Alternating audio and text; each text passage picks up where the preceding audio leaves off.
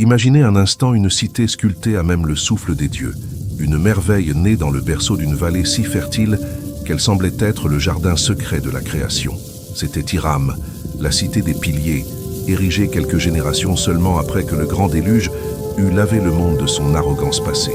Nichée au creux de montagnes colossales, dont les sommets enneigés grattaient un ciel d'un bleu immuable, elle était un sanctuaire de prospérité, un miracle d'ingénierie et de nature entremêlée. Le peuple qui y vivait, la tribu de Had, était une race de géants, des descendants directs de Noé, dont la force physique n'avait d'égal que leur ambition démesurée.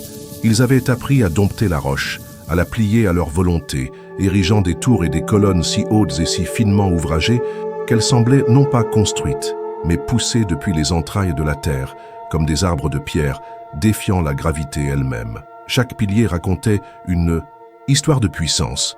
Chaque façade était un hymne à leur propre grandeur. L'air y était doux, chargé du parfum des vergers débordant de fruits et du murmure des sources d'eau inépuisables qui serpentaient à travers la ville comme des veines d'argent liquide. Les récoltes étaient aussi abondantes qu'elles pourrissaient parfois sur pied, faute de pouvoir être entièrement consommées. C'était une utopie matérielle, une perfection terrestre qui aurait dû inspirer la gratitude et l'humilité. Pourtant, sous cette surface dorée, une obscurité insidieuse avait pris racine. La richesse, loin d'être un pont entre les hommes, était devenue un mur. L'opulence avait engendré une arrogance si profonde qu'elle empoisonnait l'âme même de la cité. Les faibles étaient écrasés sous le poids du mépris, leurs plaintes étouffées par le bruit des festivités incessantes des élites. Et au cœur de cette splendeur, sur les places publiques et dans les temples grandioses, des idoles de pierre avaient été érigées. Elles n'étaient pas les représentations de divinités lointaines, mais des miroirs de leur propre force, des symboles de leur autosuffisance. Ils avaient oublié le Dieu unique qui avait sauvé leurs ancêtres des eaux déchaînées, remplaçant la foi par la certitude de leur propre immortalité. Un silence spirituel pesant, presque assourdissant, planait sur Hiram, un voile d'orgueil qui masquait à peine le murmure grandissant d'un jugement divin imminent. Comment une civilisation si avancée, si bénie par la nature a-t-elle pu laisser un tel poison corrompre son cœur au point de s'aveugler sur sa propre fragilité? Les bâtisseurs de cette cité impossible étaient à l'image de leur création, colossaux, imposants et pétris d'une confiance inébranlable en leur propre pouvoir. Le peuple de Had n'était pas seulement grand par la taille, leur ego était une montagne plus haute encore que celles qui protégèrent leur vallée. Chaque homme, chaque femme, se déplaçait avec une assurance qui frisait le dédain pour le reste de la création. Ils étaient les maîtres de leur monde, les architectes de leur destin, et ils ne laissaient personne l'oublier. Leur peau, tannée par un soleil généreux, semblait aussi résistante que le granit qu'ils taillaient. Leurs mains, larges et puissantes, pouvaient briser la roche ou modeler l'argile avec une précision d'artiste. Ils se paraient de tissus luxueux et de bijoux étincelants, non par simple goût de l'esthétique, mais comme une affirmation constante de leur statut, de leur supériorité sur les lois communes de la nature et de la société.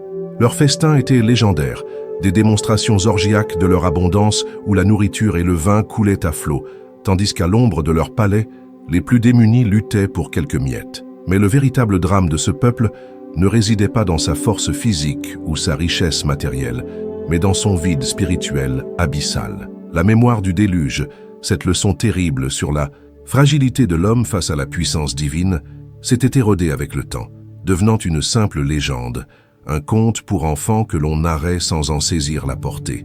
Leurs idoles, sculptées à leur propre image, recevaient des offrandes non par dévotion, mais comme un acte d'auto-célébration. En priant ces statues de pierre, ils se priaient eux-mêmes, renforçant chaque jour un peu plus la conviction qu'ils étaient les seuls dieux de leur propre univers. Cette arrogance n'était pas seulement une posture sociale, c'était une philosophie, une religion. Ils croyaient sincèrement que leur intelligence, leur force et leur travail étaient les seules sources de leur prospérité. L'idée d'une puissance supérieure, d'une entité à laquelle ils devraient rendre des comptes, leur semblait absurde, une faiblesse indigne de leur grandeur.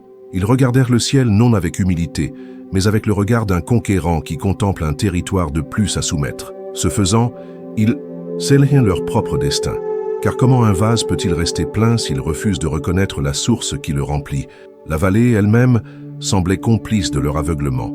C'était un écrin de perfection, une anomalie géographique où la nature avait décidé de suspendre ses règles les plus dures. Alors que d'autres terres connaissaient la sécheresse et la famine, la vallée d'Iram était un paradis perpétuel. Les sources qui descendaient des montagnes ne tarissaient jamais, même sous le soleil le plus ardent de l'été.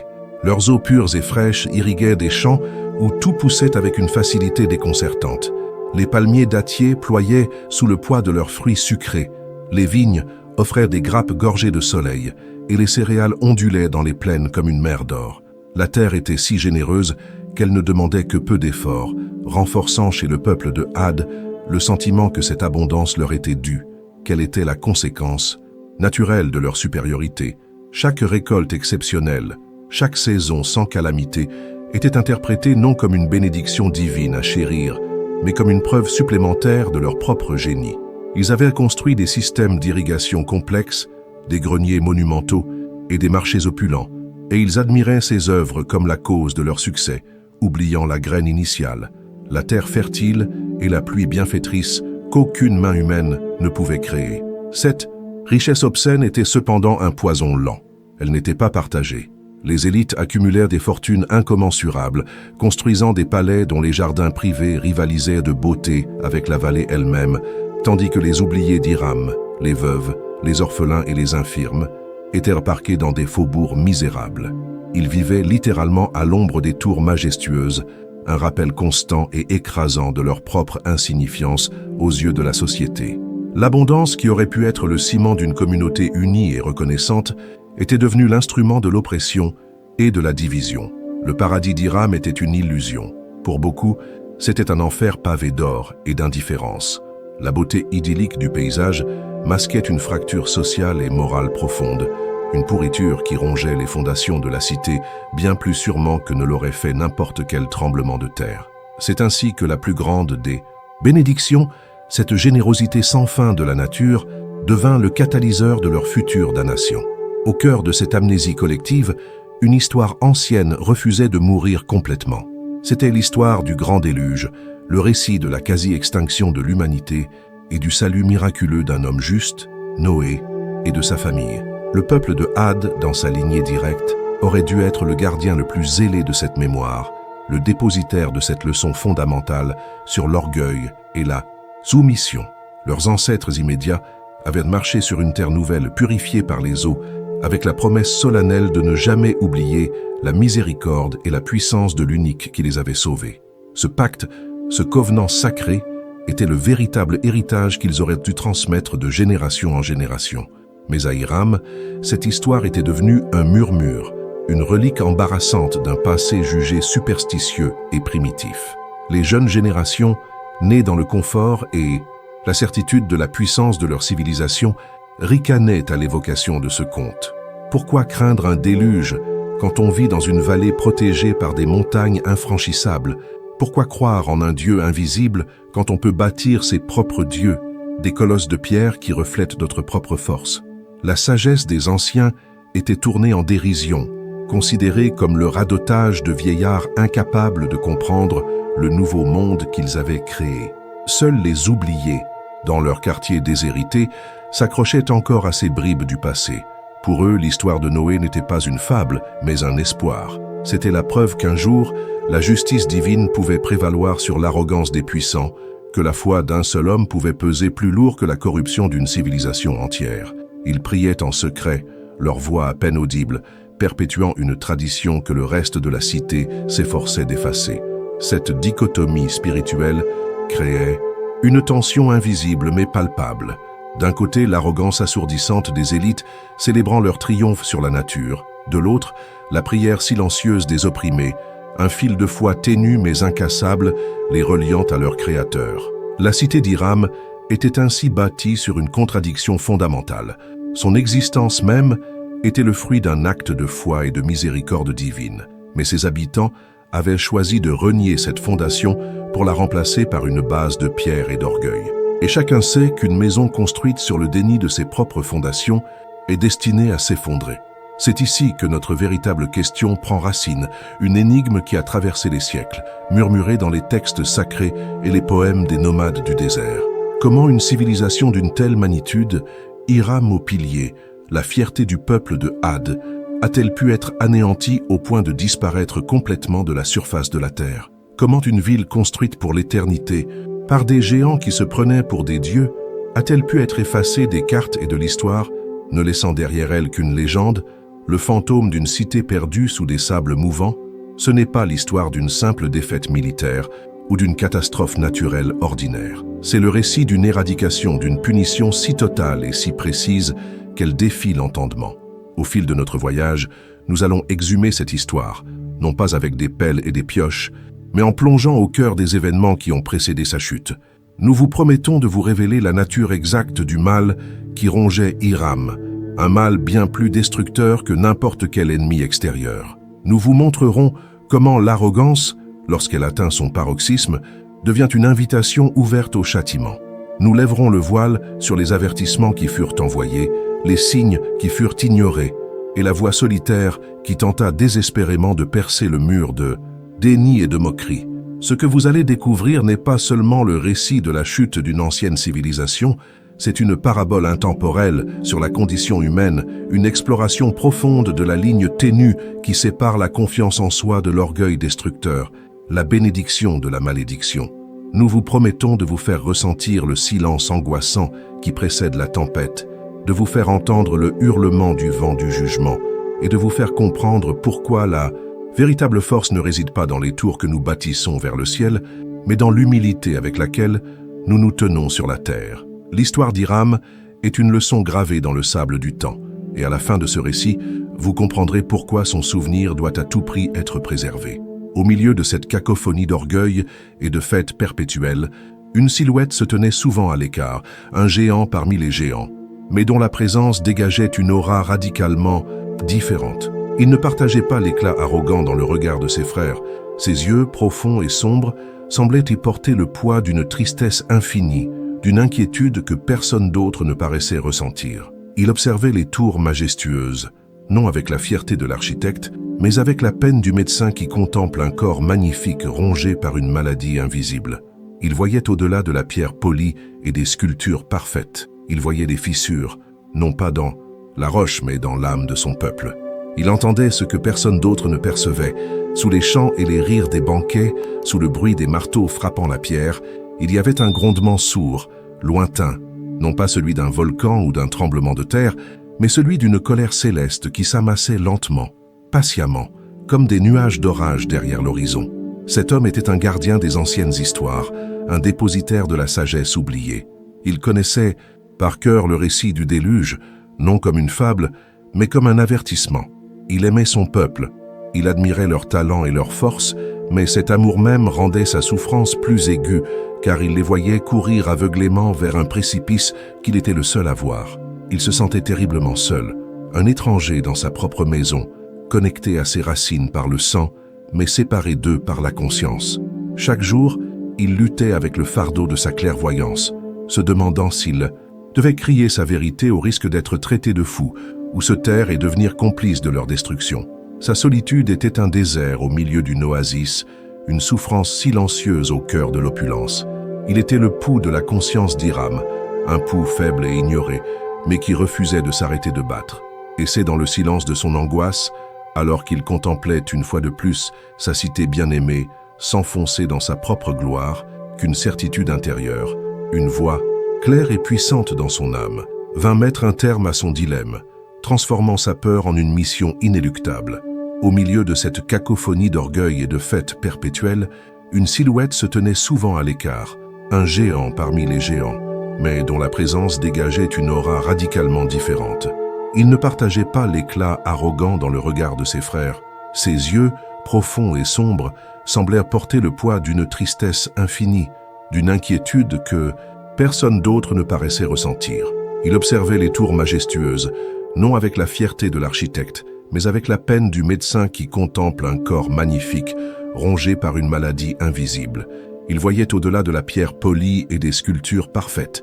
Il voyait les fissures, non pas dans la roche, mais dans l'âme de son peuple.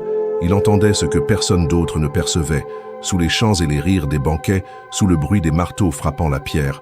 Il y avait un grondement sourd, lointain, non pas celui d'un volcan ou d'un tremblement de terre, mais celui d'une colère céleste qui s'amassait lentement, patiemment, comme des nuages d'orage derrière l'horizon. Cet homme était Oud, issu de la même lignée puissante, partageant leur stature colossale et leur force herculéenne. Il était pourtant un étranger dans sa propre patrie.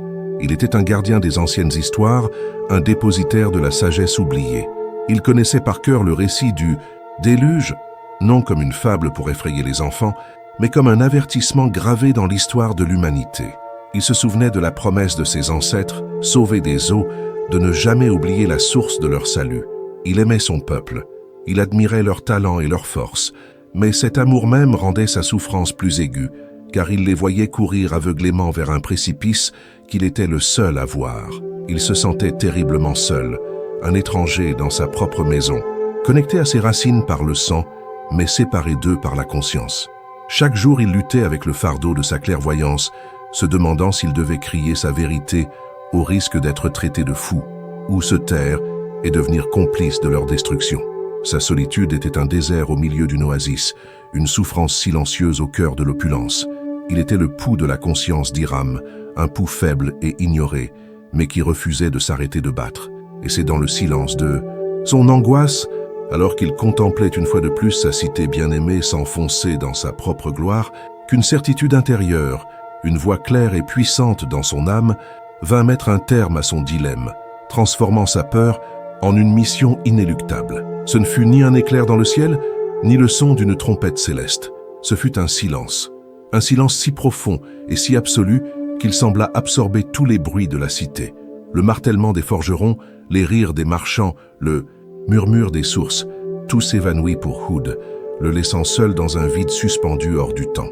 C'est au cœur de ce néant sonore que la voix se fit entendre. Elle ne venait pas de l'extérieur, mais résonnait depuis les tréfonds de son être, une certitude pure, cristalline, et d'une autorité sans appel. Va vers ton peuple, car il a sombré dans l'arrogance. Rappelle-leur leur créateur, avant que ma punition ne s'abatte sur eux. Les mots n'étaient pas menaçants, mais empreints d'une gravité solennelle, le constat d'un fait inéluctable. La peur qui avait longtemps été la compagne de Oud fut balayée par une vague de terreur sacrée, une prise de conscience écrasante de la tâche qui lui était confiée. Il n'était plus seulement un observateur inquiet, il était désormais un messager. Le poids de cette révélation le fit presque plier. Lui, Oud, un homme seul, comment pourrait-il se dresser face à une nation entière de géants convaincus de leur propre divinité? Comment ces mots pourraient-ils percer une armure d'orgueil forgée sur des générations de prospérité? Le doute s'insinua en lui comme un poison. Il se regarda les mains, ses mains capables de tailler la pierre, et elles lui parurent soudain faibles et inutiles. Il pensa à sa famille, à ses amis, qui le regarderaient avec pitié ou avec colère, le traitant de fou ou de traître. La solitude qu'il avait ressentie jusqu'alors n'était rien comparée à l'isolement total que cette mission promettait. Il était paralysé, non plus par l'angoisse, mais par le sentiment vertigineux de sa propre insignifiance face à l'immensité de l'ordre divin. Il resta ainsi, figé au milieu de la place du marché, tandis que le monde reprenait son cours bruyant autour de lui, ignorant le drame silencieux qui venait de sceller le destin de leur cité. Il avait reçu le message, mais il lui manquait encore la force de le délivrer. Le tournant ne vint pas d'une autre vision ou d'un signe dans les cieux, mais d'une scène d'une cruauté, banale, presque ordinaire dans la cité d'Hiram. Alors que Oud errait dans les rues, le cœur lourd de son fardeau divin, son regard fut attiré par un attroupement près des étals de fruits. Un noble, paré d'or et de soieries, dont le ventre proéminent témoignait de son opulence, se tenait devant un enfant. L'enfant, un orphelin des faubourgs reconnaissable à ses haillons et à la maigreur de ses membres, tendait une main tremblante, non pas pour voler, mais pour mendier un fruit tombé à terre. Le regard du garçon n'était pas rempli de défi, mais d'une faim simple et d'une lueur d'espoir. Le noble, au lieu de l'ignorer, laissa échapper un grognement de mépris. Il considéra l'enfant comme on considérerait un insecte, une nuisance sur son chemin. D'un revers de la main, il le frappa au visage. Le son sec et brutal claqua dans l'air. L'enfant tomba à la renverse, sans un cri, seulement un petit hoquet de surprise et de douleur. Dans ses yeux, Oud vit un univers de confusion. Pourquoi? Pourquoi cette cruauté gratuite? Pourquoi cette haine pour la faiblesse? À cet instant précis, quelque chose se brisa en Oud. La mission divine, abstraite et terrifiante, prit soudain un visage humain, celui de cet enfant humilié. La colère qu'il ressentit n'était pas la sienne, c'était une colère pure, une compassion immense qui submergea sa peur personnelle. Ce n'était plus une question d'obéissance à un ordre céleste, c'était devenu un devoir envers les oubliés, envers chaque âme écrasée par l'arrogance de son peuple, la peur de l'échec, la peur du ridicule. Tout cela s'évapora, remplacé par une détermination de fer. Il aida l'enfant à se relever, lui donna le peu de pain qu'il avait sur lui, et son regard croisa celui du noble, qui le toisait avec arrogance. Pour la première fois, Oud ne baissa pas les yeux. Il se redressa de toute sa stature, et dans son regard, le noble ne vit plus la tristesse habituelle, mais une flamme nouvelle, une autorité qui ne venait pas de ce monde. Sans un mot, il se dirigea vers le centre de la place publique, là où la foule était la plus dense, son pas lourd et résolu faisant trembler la terre. Le temps de la contemplation était terminé, le temps de la parole avait commencé. Il monta sur les marches du grand temple, celui dont les idoles de pierre étaient les plus imposantes, des reflets sculptés de leur propre vanité. Sa simple présence, silencieuse et grave, finit par attirer l'attention. Les conversations s'éteignirent peu à peu, remplacées par des murmures interrogateurs. Qui était ce géant au regard de feu qui osait interrompre le commerce et les plaisirs de la journée? Puis sa voix s'éleva, non pas en un cri, mais en un son profond et puissant qui sembla vibrer dans la poitrine de chaque auditeur. « Ô mon peuple, dit-il, pourquoi adorez-vous ce que vous avez vous-même sculpté? Pourquoi placez-vous votre confiance dans la pierre et oubliez-vous celui qui a créé la pierre et vous-même » Il leur parla de leurs ancêtres, de Noé, du déluge qui avait lavé le monde de l'orgueil des hommes. Il leur rappela que la vallée fertile, les sources inépuisables, les récoltes abondantes, n'étaient pas le fruit de leur seule force, mais des bénédictions, des dons qu'ils avaient pervertis en instruments d'oppression. Au début, il y eut un silence stupéfait. Les gens écoutaient, certains avec une curiosité intriguée, d'autres avec un malaise grandissant. Les oubliés, massés en périphérie de la foule, buvaient ces paroles comme un homme assoiffé boit de l'eau fraîche. Mais bientôt les murmures se transformèrent en ricanements.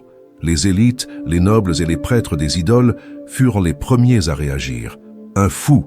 crièrent-ils. « Il veut nous ramener aux temps obscurs de la superstition. Il est jaloux de notre prospérité. » La foule, facilement influençable et bercée par son confort, se laissa entraîner. Les rires fusèrent, gras et méprisants. On lui lança des fruits pourris. On le traita de menteur, de prophète de malheur. Les chefs de la cité s'avancèrent, leurs visages déformés par la moquerie. « Rentre chez toi, Oud » lui lança le plus puissant d'entre eux. « Raconte tes fables aux enfants et aux faibles d'esprit, mais ne viens pas souiller notre gloire avec tes paroles de peur. » Oud resta impassible au milieu des insultes, son cœur se serrant de douleur non pas pour lui-même, mais pour eux, pour leur aveuglement volontaire. Il avait planté la première graine de la vérité, mais elle était tombée sur une terre de pierre. Alors qu'il descendait les marches, seul et rejeté, il savait que son combat ne faisait que commencer et que le chemin serait infiniment plus difficile qu'il ne l'avait jamais imaginé. Les jours se transformèrent en semaines, les semaines en mois. Oud ne renonça pas. Chaque jour, il parcourait la cité, sa voix devenant une présence constante, un rappel indésirable de la vérité que personne ne voulait entendre. Il parlait aux marchands sur les marchés, aux artisans dans leurs ateliers, aux familles dans leurs demeures. Mais le mépris initial s'était mué en une hostilité organisée. Il devint un paria. Sa propre famille le rejeta, le suppliant de cesser de déshonorer leur nom. Les portes se fermaient sur son passage. On lui refusait de l'eau et de la nourriture. Les enfants, imitant leurs parents, lui jetèrent des pierres. Son seul refuge était les faubourgs, auprès des oubliés d'Hiram. Là, dans la misère et l'ombre des tours arrogantes, ces paroles trouvaient un écho. Ils partageaient leur maigre pain, écoutaient leurs peines et leur parlaient d'un Dieu juste qui n'oublie pas les opprimés. Un petit groupe de croyants commença à se former autour de lui, un îlot de foi dans un océan d'incrédulité. C'est alors que le premier signe apparut. La vallée, ce paradis terrestre dont la fertilité était une source de fierté inépuisable, commença à changer. Les sources qui descendaient des montagnes, autrefois si puissantes, virent leur débit diminuer. L'herbe luxuriante commença à jaunir sur les bords des champs. Les palmiers dattiers, d'habitude si chargés de fruits, en donnèrent moins, et ceux-ci étaient plus petits, plus secs. Une sécheresse lente et insidieuse s'installait. C'était un avertissement clair, une fissure dans la perfection de leur monde. Mais au lieu d'y voir un signe divin, le peuple de Had, encouragé par ses chefs, y vit une confirmation de la malveillance de Hood. « C'est lui !» criait-il. Ses paroles sombres ont attiré cette malédiction sur notre terre. Il est la cause de notre malheur. La peur se transforma en fureur. Un soir, une foule en colère, menée par les nobles, encercla la cabane où ils se reposaient. Ils brandissaient des torches et des gourdins, leurs visages tordus par la haine. « Expulsons-le avant qu'il ne détruise notre cité. » La menace n'était plus voilée. Hood se tenait face à eux, son cœur brisé par leur aveuglement, mais son esprit calme. « La punition que vous craignez, dit-il d'une voix triste, ne vient pas de moi. Elle vient de votre propre arrogance. Vous accusez le miroir de refléter votre propre laideur. Cette nuit-là, la violence fut évitée de justesse, mais une ligne avait été franchie. La cité avait choisi son camp et elle avait déclaré la guerre au seul homme qui tentait de la sauver. Pour défier le ciel et ridiculiser Hood une bonne fois pour toutes, les élites d'Hiram décidèrent d'organiser le plus grand festin que la cité ait jamais connu. Ce serait une célébration de leur puissance, une démonstration de leur capacité à prospérer malgré la sécheresse qui s'aggravait. Ils firent abattre leurs meilleures bêtes, ouvrir leurs plus anciennes jarres de vin et vider leurs greniers pour préparer un banquet d'une opulence provocatrice, tandis que dans les faubourgs, la faim commençait à se faire sentir. Le lieu choisi était le hall principal du palais du roi, une salle gigantesque dont le plafond était soutenu par des piliers d'or massif et dont les murs étaient incrustés de pierres précieuses. La nuit de la fête, la musique, les rires et les chants s'élevaient vers le ciel comme un défi. C'est au milieu de cette orgie de suffisance que Hood fit sa dernière apparition. Il entra dans la salle, sa simple tunique contrastant violemment avec les tenues fastueuses des convives. Un silence glacial tomba. Tous les regards se tournèrent vers lui.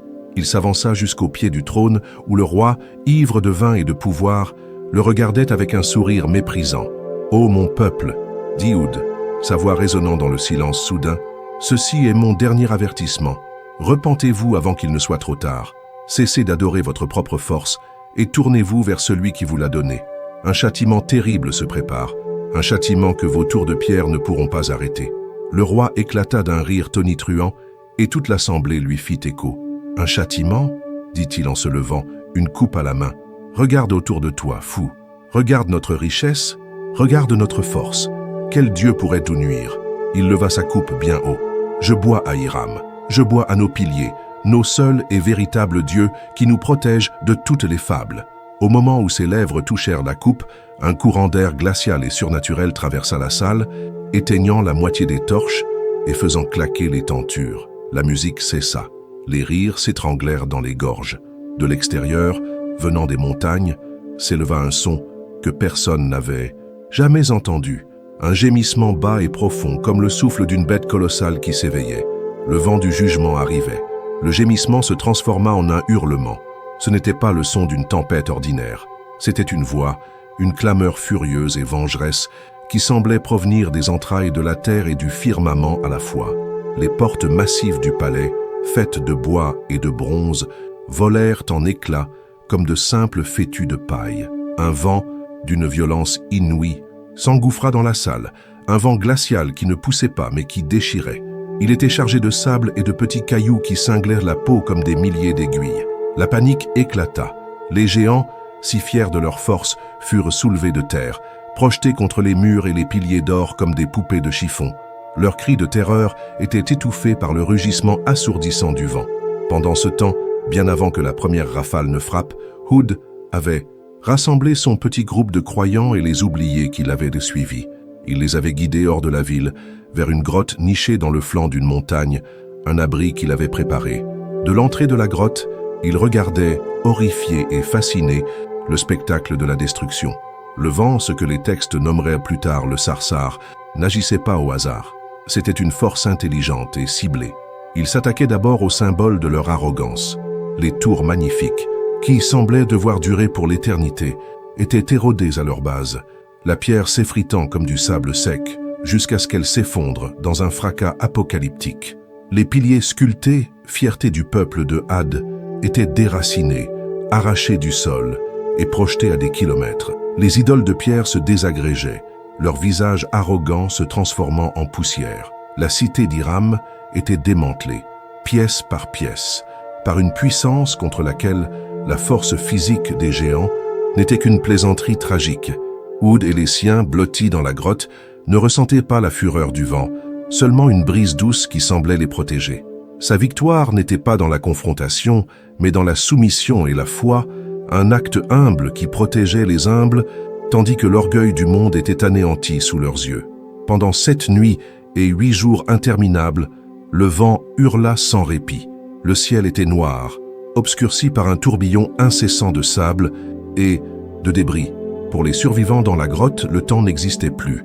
Ils ne vivaient que dans le son, ce rugissement continu qui était le bruit de la fin d'un monde. Ils priaient, non par peur, mais par une gratitude et une crainte révérentielle si profondes qu'elles en étaient douloureuses.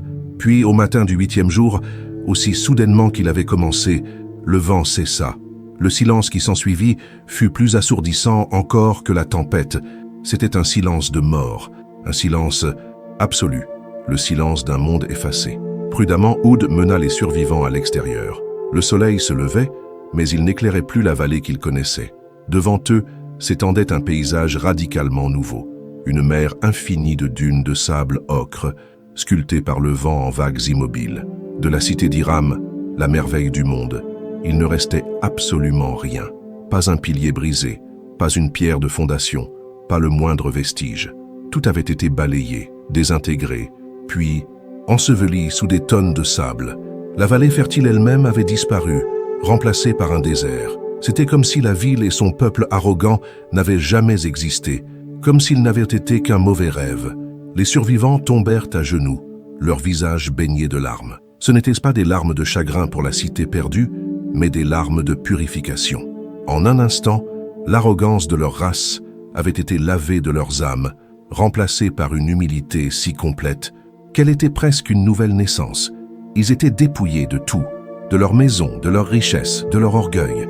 Il ne leur restait que la foi. Ils se tournèrent vers Oud, non plus comme vers un fou ou un paria, mais comme leur guide, leur sauveur, le seul lien qui leur restait avec un monde qui avait un sens. Leur ancien monde, bâti sur la pierre, avait péri. Un nouveau monde, qui devrait être bâti sur la mémoire et la soumission, attendait d'être créé. Des années plus tard, loin de la vallée maudite, une nouvelle communauté vit le jour. Elle n'avait pas de tour défiant le ciel, ni de piliers d'or. Ses maisons étaient humbles, faites de terre et de bois, et ses champs, bien que fertiles, étaient cultivés avec un labeur reconnaissant.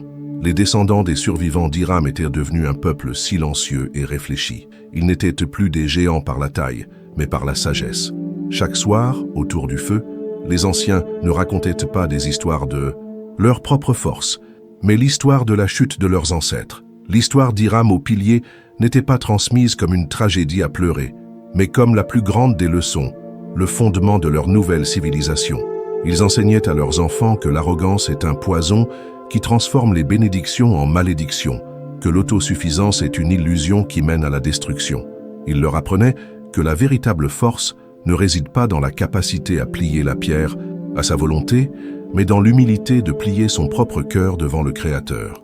Oud, devenu un vieillard vénéré, regardait cette nouvelle génération grandir, et il voyait dans leurs yeux non pas l'étincelle arrogante du passé, mais la lueur douce de la gratitude.